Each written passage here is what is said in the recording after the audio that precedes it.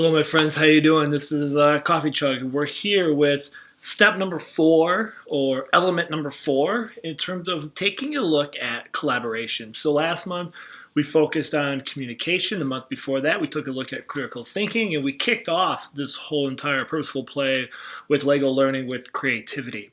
And so hopefully you're starting to see that these are, they're all just ingredients to this wonderful recipe that's going to lead to success, engagement, and empowerment of not just our students, but ourselves as educators as well. And so when we think about this month with collaboration, we need to think about how are we explicitly teaching that within our learning spaces? How are we explicitly working on that with our children at home, or our grandchildren, or people in our family, or after school programs, or whoever it might be? Think about ourselves as professionals and how much we truly struggle with collaboration. And I think that's one of the key things, right? We're being expected to teach kids how to collaborate, and oftentimes we have a hard time doing that ourselves. And so it's not uncommon, and I did this myself. I continue to find myself doing it from time to time still, even though I know better, is we will put people into groups and we will just expect them to automatically know how to collaborate. And then we look shocked and we get upset when collaboration doesn't happen. And by that is one person doing all the work, someone loafing off, disagreements, not being able to come together for a common alignment of a unified vision, all these things.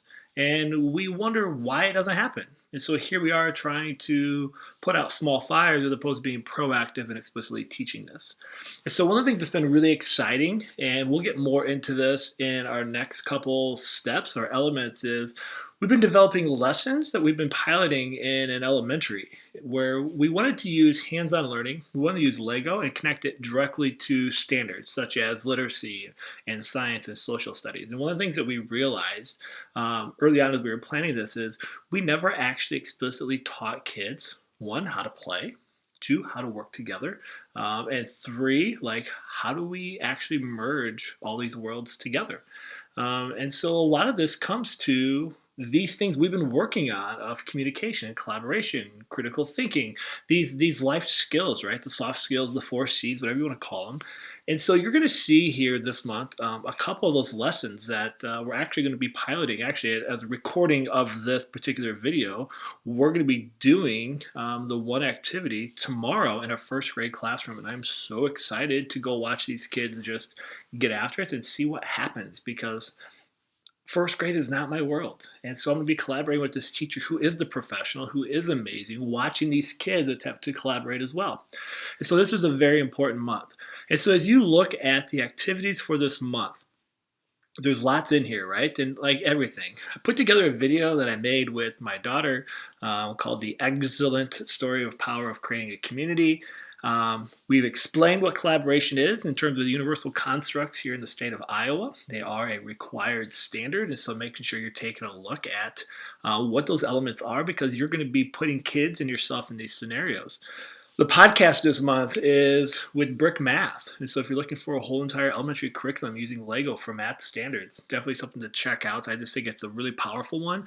And if you haven't listened to the other podcasts, I truly encourage you to.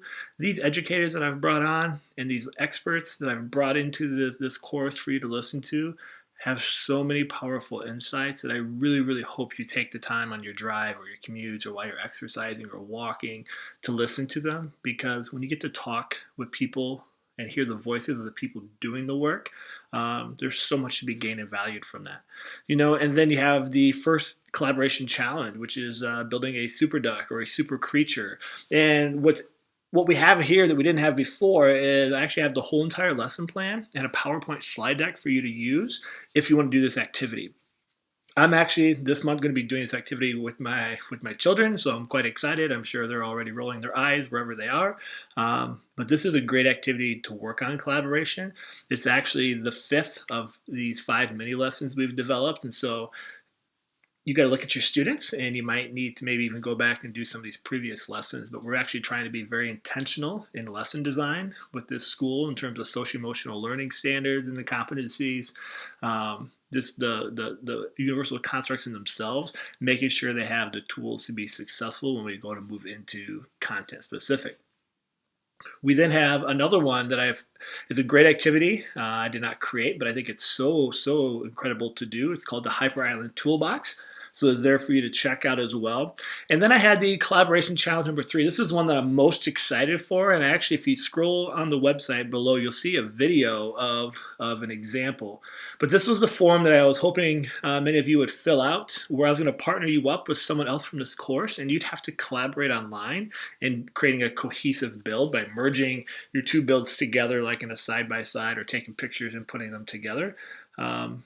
I've only got one person registered. So if you're interested in that, just leave a message on the Facebook group, and I'm sure someone will ping you and partner you up, or you can email me and I'll try to help you out. You can also do this in your classroom with students if you'd like to do that. Or do it with a friend locally or someone in your household. Just find someone and do this one. This one is a ton of fun, and what the people created last session was really incredible. So I hope you take a chance to take a look at this and see where it takes you, because it can be really powerful. And then I've put in just another idea. There's just so many great ideas that we're messing around with. And so this is the Lego Exquisite Corpse writing and build adventure. I just think the collaboration here could be so good. We're using Rory story cubes, something that I've presented before in some workshops, and it's so much fun where you're going to be writing a story, this time collaborating with others based on the way these die have been rolled. So definitely check that out. And then just any other ideas. I got some bonus ideas in there of a school-wide build challenge, how to build your own Lego wall that I've posted on my website and also on Instructables. There's just lots of things there, as well as you being able to share what it is that you've created. So I'm getting long-winded here, but I'm just so excited. There's so many incredible ideas that I hope that we come back to be more interactive and sharing our ideas and asking questions in the Facebook group and sharing things on Twitter. Let's bring this class back together. Let's get it rocking and rolling. We're pretty quiet in February, and I understand why that happens, but you know what? It's March, right? It's spring. The sun's coming out. It's getting warm out. There's a breath of fresh air, and you know what? We can breathe a breath of fresh air into this course as well. So I can't wait to see your builds. Can't wait to hear from you. Can't wait to see engagement rise, and let's collaboratively push our learning to new levels. All right, my friends. As I always state, remember, stay awesome.